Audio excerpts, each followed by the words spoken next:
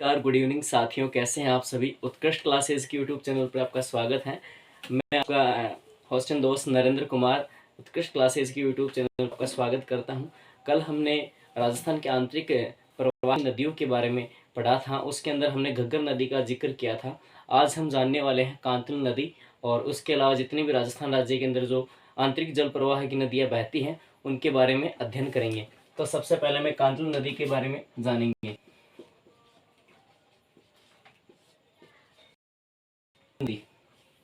कांतली नदी का उद्गम होता है खंडेला की पहाड़ियों से। खंडेला की पहाड़ियों से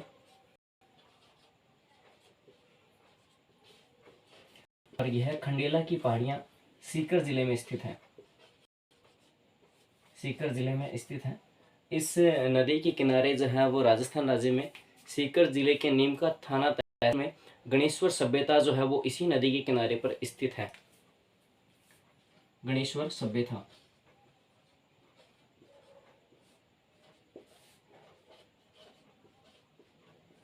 गणेश्वर सभ्यता वह कांतली नदी के किनारे पर ही स्थित है। और यह जो सभ्यता है वह ताम्र युगीन सभ्यता है।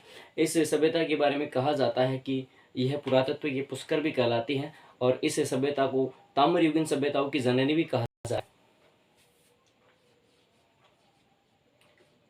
पुरातत्व का पुष्कर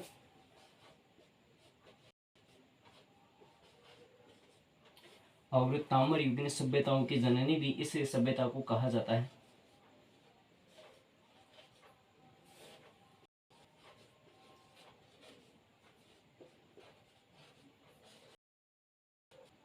सभ्यताओं की जननी इस सभ्यता को कहा जाता है। इसके अलावा इस सभ्यता का जो उत्खनन है वो रतन चंद्र अग्रवाल के द्वारा किया गया था।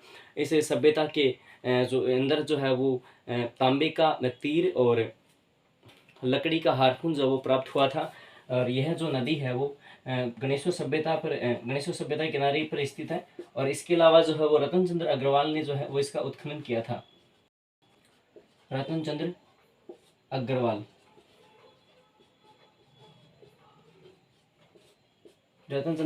ने इसका उत्खनन किया था। इसके अलावा ये नदी जो है वो सीकर और झुंझुनू दो जिलों के अंदर बहती हुई जो है वो राजस्थान झुंझुनू और चूरू जिले की सीमा पर मंटेला नामक तहसील पर जो है वो आकर समाप्त हो जाती है। कुल ये जो नदी है वो 100 किलोमीटर बहती है। कांतली नदी जो है वो कुल 100 किलोमीटर बहती है। नदी है वो राजस्थान की आंतरिक जल प्रवाह की जो है वो सबसे लंबी नदी है। आंतरिक जल प्रवाह की सबसे लंबी नदी है वो कांतली नदी है।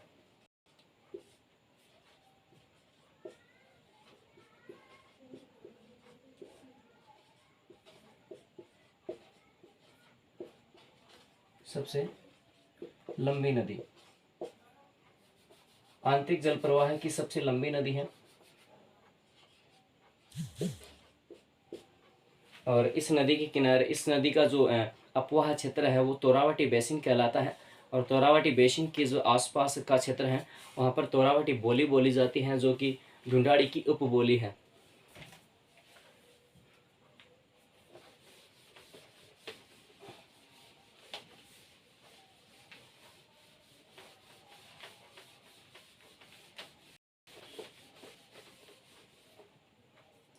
इस नदी का जो अपवाह क्षेत्र जो है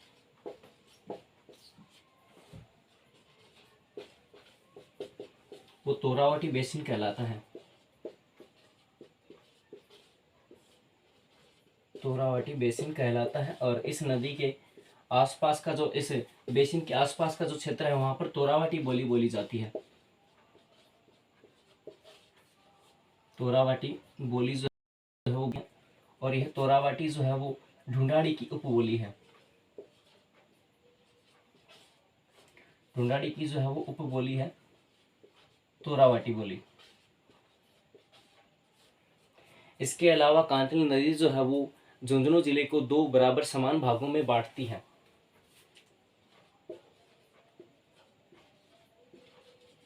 झुंझुनू को दो बराबर समान भागों में बांटती है।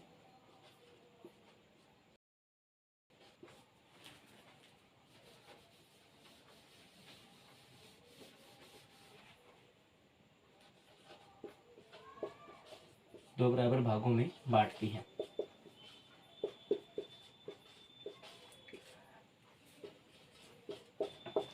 कांतली नदी की सहायक नदियां जो हैं वो सांप और मावत नदियां हैं। सांप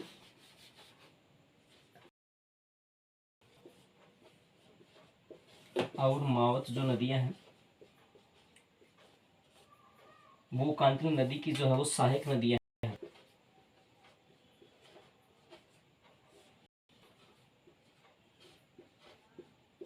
सहायक सांप और मावत। इस नदी के किनारे पर जो है वो झुंझुनू जिले के अंदर जोधपुरा सभ्यता स्थित है।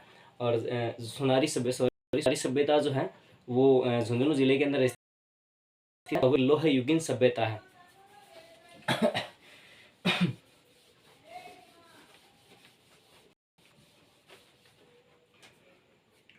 सुनारी सभ्यता जो है वो झुंझुनू जिले के अंदर ही स्थित है।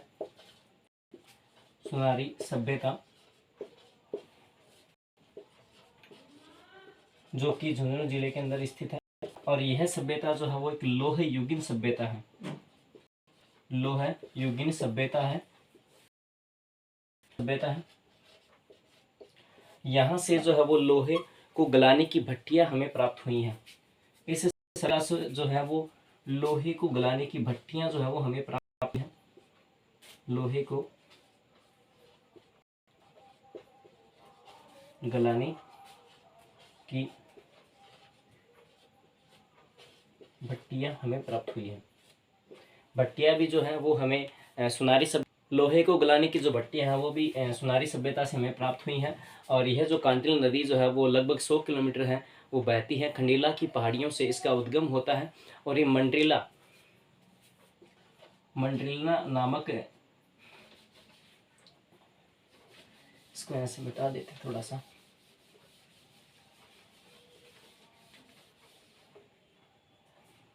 झुंझुनू के मंड्रेला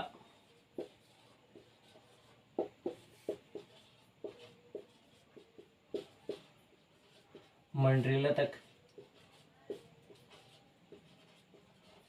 बहने के पश्चात बाद में खत्म हो जाती हैं।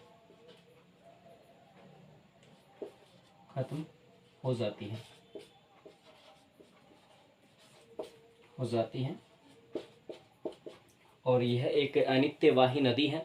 और यह जो है वो बरसाती नदी भी कहलाती है। अनित्यवाही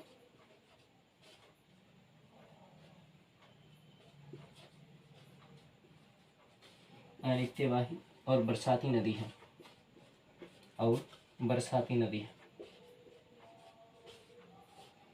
बरसाती नदी है। ये तो हमने बात की कांतली नदी के बारे में, जाना कि वह कहाँ से इसका उद्गम स्थल है और यह किन जिलों के अंदर बहती हैं, कौन सी सभ्यताएं इस नदी पर स्थित हैं और क्या इसका विस्तार है। इसके आगे हम बात करेंगे साबी नदी के बारे में।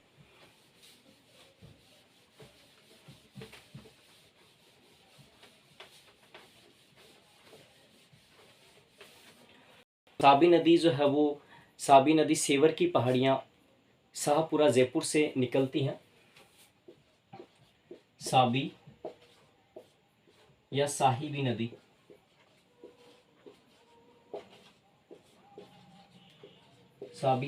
नदी जो है वो सेवर की पहाड़ियाँ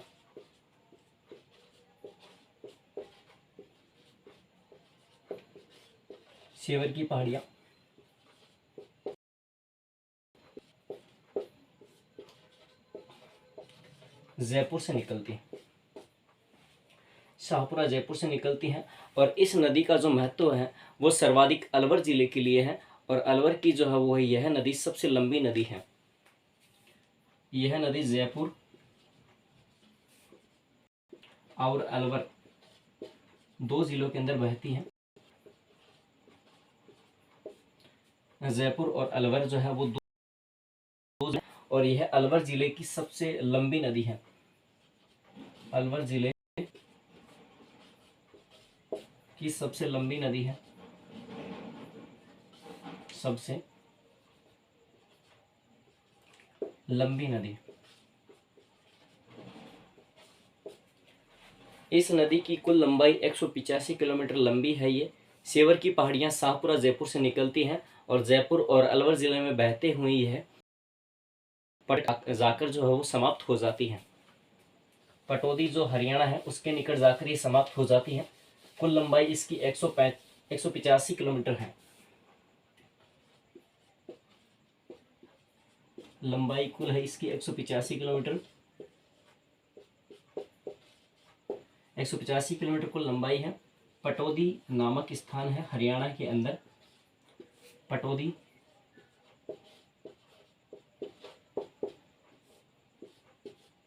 हरियाणा के निकट जाकर यह समाप्त हो जाती है। इस नदी के किनारे जो है वो जोधपुरा नामक सभ्यता जो है वो बसी हुई थी। जोधपुरा सभ्यता जो है वो जयपुर जिले में स्थित है और साबी नदी के किनारे पर स्थित थी। साबी नदी के किनारे पर जोधपुरा सभ्यता जो स्थित थी और यह सभ्यता जो है वो यह लोह युगीन सभ्यता है।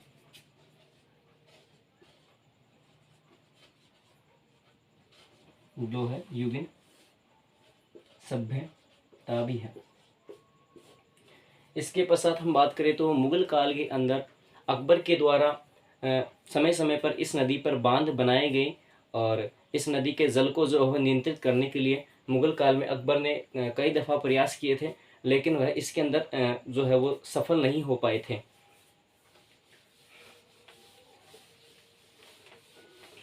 अकबर के द्वारा भी है वो इस नदी पर कई बार बांध बनाने का प्रयास किया गया था, लेकिन वह सफल नहीं हो पाया था। इसके बारे में जो है वो लोक में एक लोकोक्ति जो है वो बहुत प्रचलित है कि अकबर बांधी ना बंधु ना रेवाड़ी जाऊं, अकबर बांधी ना बंधु ना रेवाड़ी जाऊं, कोट तड़ा के निकलो हूँ साबी नाम कहाऊं। यानी कि बांधी अकबर बांधी ना बंधु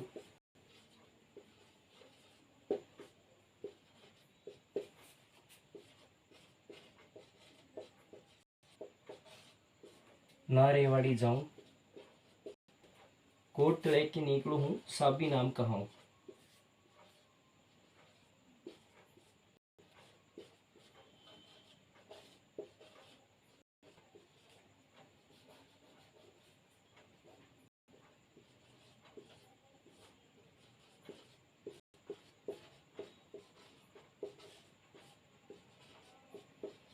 साबी नाम कहाऊं। यह जो है साबी नदी के बारे में हमने कुछ जानकारी प्राप्त की है। तो इन नदियों के बारे में आपको जानकर जो है वो कैसा लगा, आप कमेंट बॉक्स कमेंट करके ज़रूर बताएं। और आज का जो सेशन है वो कैसा रहा ज़रूर कमेंट करें और इस क्लास को शेयर भी ज़रूर कर दें। Thank you.